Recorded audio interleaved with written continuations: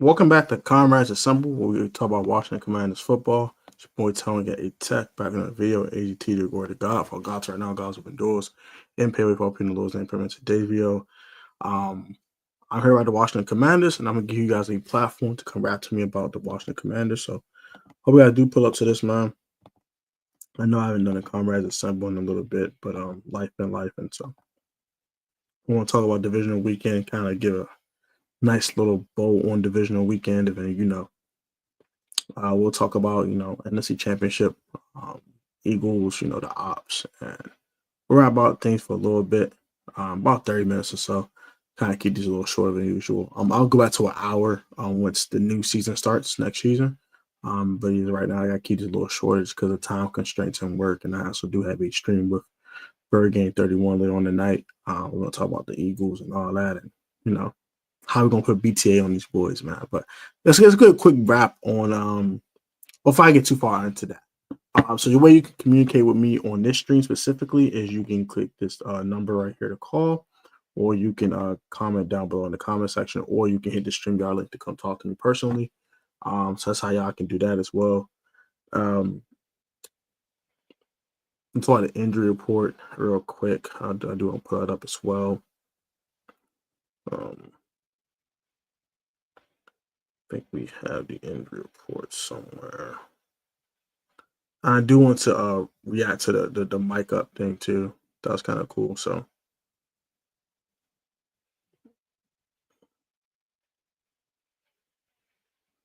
let's talk about that. So see if I can find a command injury report real quick. Let's see if I can find a command injury report.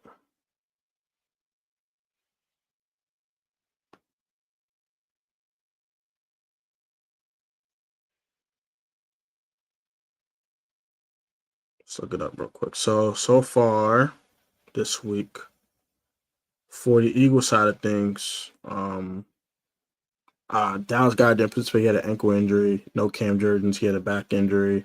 Limited participation with Britton Covey, AJ Brown, Jalen Hurts, Lane Johnson, Quinyon Mitchell, and Josh Sweat. And then full participant was Kenny Pickett and also Bryson and Byron Young.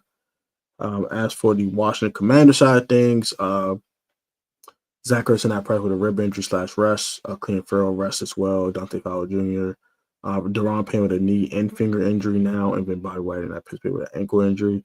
Devontae John Baptiste with a shoulder, and Lama Zaccheaus with the hip, did limited participants. And then we got John Bates, Todd Biotis, Brandon Coleman, for Dominic Hampton, Frankie Louvu, Jeremy Nichols, and Ben Sinnott with all full participants in today's practice. Now, what does this mean for the game? I know Jalen Hurts is going to go. I'm not going to be surprised he's going to play. All that, he's not going to play. Now, Dallas got us an interesting one. He didn't participate today with the ankle, and then Cam Jurgens with the back. I think Cam's going to go.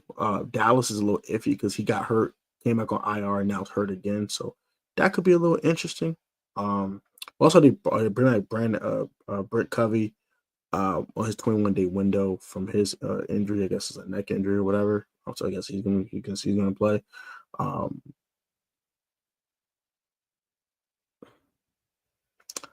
Sam Cosmi, he's out with the knee, so he has an ACL tear. He's not coming back. But Trent Scott is a guy that should fill in for Sam Cosmi.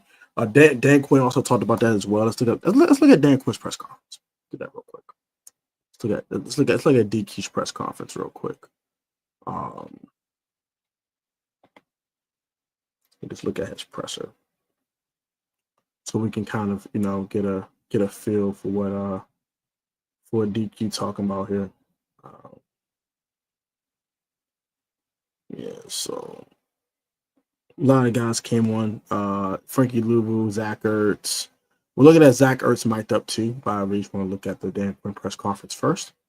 And we'll look at the Zach Ertz mic'd up too. So let's do that as well.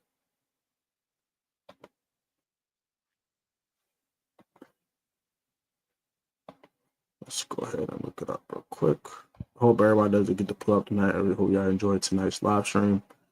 And I love you guys, and I appreciate y'all support. Let's look at that. Let's do what DQ talking about, y'all. Remind everybody when you're going to ask questions, please use the mic. And if you don't cover us on a daily basis. Please state name and affiliation. Let's see what DQ talking about, y'all.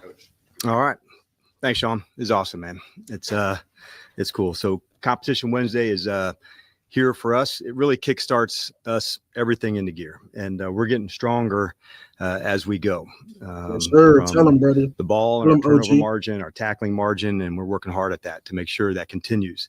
These runs are built on fundamentals, execution, and finishing, not new schemes and that. It's absolutely how we get down. And so our team's got a lot of joyful intensity about us. It's not rare to see guys attacking the shit out of somebody or something and seeing huge joyful smiles on their faces, language. Whether that's a kickoff cover. I don't participate in the colorful language like I used to, but I do like the colorful language when it's used. Actually, I don't love it. I hate sin, but I like when DQ uses it because it's like DQ is just like so passionate about it. But I personally hate sin, so I try to refrain from using such language. But shut it down.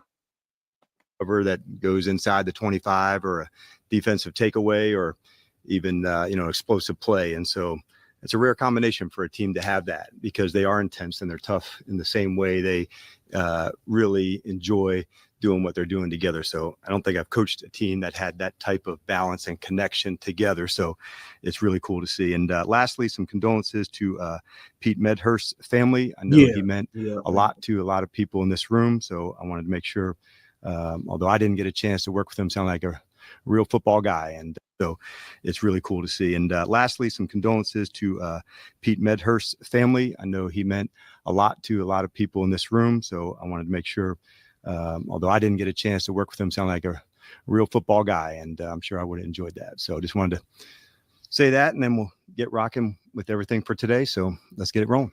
Hey, Dan, a few rookie quarterbacks have gotten to this point, cannot get over that hump. What makes Jaden maybe more unique to maybe get beyond here? Yeah, we don't think that way in terms of, looking back at stuff, John, is honestly just into this game, man. Like he's got rare in the moment skills that have allowed us to be into this spot when it's, like mental chaos going down in 2 minutes in these tight moments where it could feel that tight. He's got the experience of somebody that's played a lot more football than a first-year player, but we don't get into the historical stuff, man. It's just, how do we get down this weekend? And then one of the things he's done this year is he gets here really early, gets into the bubble, go through the walkthrough. How do you see all that stuff? First of all, have you ever been in there with him? But how do you see all that stuff paying off for him, whether in practice and in games? Yeah, for all of us, I think we can appreciate a process. And his process, that is a big part of it. And so having gone through that prior to the rest of the offensive unit going through that, there's a feeling of being a leg up, and doing that type of extra work sometimes just also provides the right motivation for yourself. I've seen that look. I'm ready. You've done the work at it. So when the moment comes, you're ready to deliver. So it does come from the work. There's a side of that just like he relentlessly competes. And then going through it before, you get to it, it's like, here's the cliff notes before you get to the literally cliff notes before you get to the, to the regular install that would take place. What have you seen from Zach Ertz this season? I know he had, a couple of difficult years there, but it seems like he's really, revived his love of football again. Do you sense that as well? I definitely do. And like you said, as a competitor like him, when you have a dark spot, you don't know where football is going. There's injuries, there's all sorts of stuff to go. So to see him recapture that on a personal level, I have seen that, and I can relate to that, knowing that that's a journey that lots of people go through. And so to see him come out the other side and being able to share the knowledge and find, not just the joy of playing, but like playing well. I had known red zone and third downs and 2 minute would be a factor, and he surpassed those and, kept going on to it. So yeah, he has really applied like every bit of it, man. He wasn't going to miss this op. I know you've made recovery a priority this season, having that recovery period during the days and making sure players really take care of themselves. Have you seen that help guys? Have you seen it translate to where you're now deep in postseason? Yeah, the way that we said it, like we're going to go really hard, so we need to have recover hard as well. And so that was part of the competition and the practice style and attitude. If we were going to push it this far and this hard and this fast, there had to be a balance on the other side of that. And so it has been effective for us. And knowing that when we get to the game, man, we're really ready to go let it rip. And that's mentally, physically, just every part of it, you have to be ready to go. And so I think staying consistent by doing it week after week, Nikki, that also helps. Like, we're not changing from this week to this week of how we do things. We've really tried to stay consistent in that approach. I think that process helps the ball players too. I completely agree with that, because that does help the players staying consistent with their grind and all that. And I love that DQ said that. I love that he gave condolences to bruh. And I love this press conference. I love we attacking these questions. I love what we said about Jaden, and I think this team is ready to play. I have no doubt this team will be prepared. It's not Ron Rivera. This ain't that. This team is always prepared, ready to play. No one always come out on top, but this team always stays prepared, ready to play. Dan, in this matchup, you know what Philly wants to do, and vice versa. They know what you guys want to do. So how do you find those edges, those winning edges that maybe can sway the outcome? Yeah, I think the natural narrative, you know them and they know you, and I don't really think of it that way. You start right back at it. What are fresh eyes on the games? What are fresh eyes on the times from when we played it? The easy narrative would be, hey, they know us, we know them, but it's different than that to me. This is our first time playing them in the postseason. Game one, what needs to be different? What could be the same? What do we need to start doing? What do we need to stop doing? Same thing in the second game. And so as you get into the third matchup with somebody, you want to make sure you have fresh eyes for the first two.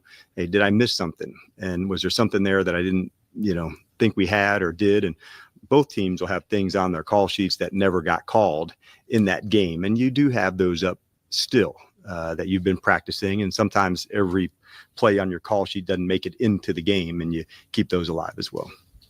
And again, I go back to the, outside these walls, again, you guys are probably considered the underdog in this matchup. Is it almost, you'd prefer that at this point, knowing what you've gone through and kind of us against the world? Nobody really expected Washington to be in this situation. We just don't let the outside narrative kind of drive it. Tell them, DQ. Internally, we've got a lot of expectations about how we can play and what we do, but we never, went too far outside of things. Did we feel dismissed or put off? Yeah, of course some. I think that happened in the opening game. I felt dismissive. Hey, man, hang in there. It's going to be a long time. I was like, hey, F you, that's not how it's going to go down.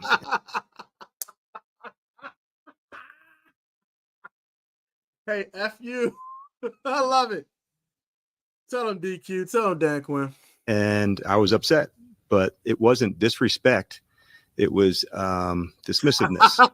And you know what? I felt some kind of way, but at this press conference, die Eagles die. How about that? Get ready for Cancun, man. It's 1, 2, 3 Cancun for you, my boy. 1, 2, 3 Cancun. Hope you're ready. Hope you got your bags ready. Hope you got your flight booked. Get ready for Cancun, man. Get ready for Tulum, Cancun. You know what I'm saying? You can go to Venezuela. Have a wonderful offseason. Get ready for it. It didn't motivate me more to say that's how they think of us. It wasn't disrespect. It was we're going to be a lot better than what we just showed today. And eventually we'll show that.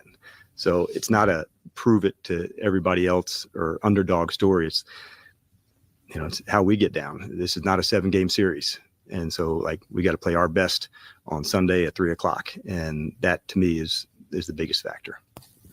What makes the Eagles defensive front so successful, especially stopping the run out of light boxes? Combination of two things. One, let's start just, from the talent standpoint inside. They've got a really deep crew of, rushers, run stop, kind of the whole combination. And Vic's excellent in terms of mixing the right front, the right coverage. He makes it challenging for play callers to go against. So this run look, is it not? And so that's a challenge to stay every possession. You're going to feel this, you got to get this play. You got to get this one, because a good play caller, they're going to change it. And so you want to make sure you take advantage of your ops. So I think it's twofold. The balance of how to utilize the talent that's there combined with the scheme that he put in, because it's different than what they had done. Yep. What have you learned about Nick Sirianni's approach and game management, facing him the first 2 times? I wouldn't say, because going against their team over the last few years, they're aggressive. The 4-down football style is similar to ours in terms of being bold and aggressive. They play tough, but there's not one marker that stands out to me more than another, other than much like last week, both teams, be ready to defend all 4 downs, because both teams not only are willing, they're both excellent at it.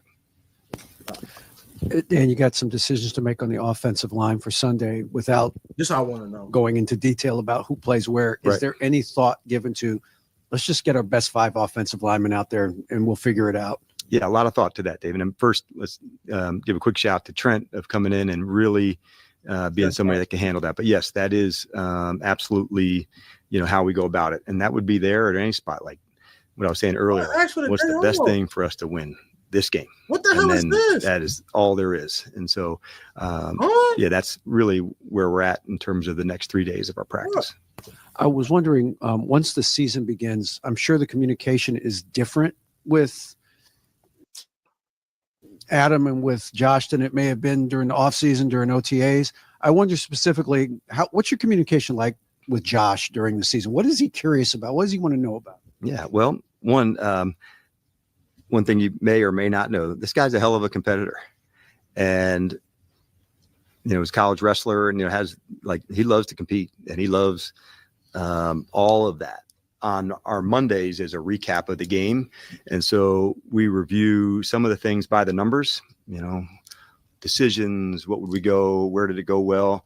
And then one of the things that I enjoy most about Mondays with Adam and Josh, and Bob is on the call as well, is we get to maybe show 6 to 10 plays of what were the deciding plays in the game. And so I specifically like those times as a coach, so I can show this is what we were thinking, this is what happened. And so it's a good way to highlight the player, the moment, the situation, why we chose to do what we did. And it's good because I want him to be able to ask anything. Why'd you go for it? Why did you do that? And he's curious in that way. But those calls are on Mondays, and I enjoy those. And then before the game, those are ones of game planning specifics, but I've really enjoyed the Mondays, especially of follow-ups and why we do what we do. The video helped. We didn't do that on the first game. So I was trying to explain stuff and it was just clunky. And let's do the video together too. And so that to me has been something, wherever that meeting has taken place all over the world, and they literally have been, I've really enjoyed that. And I know there's some times where it's. I'll be right back, y'all. Hold on. Working.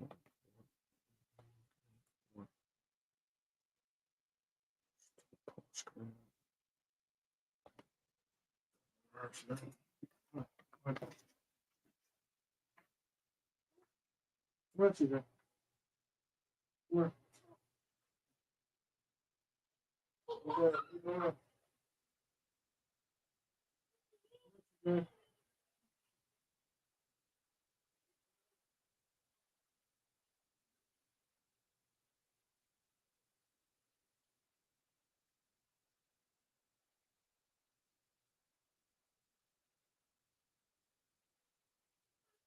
No problem. You gotta sit with Papa, okay? Papa working right now. Ain't running around right now.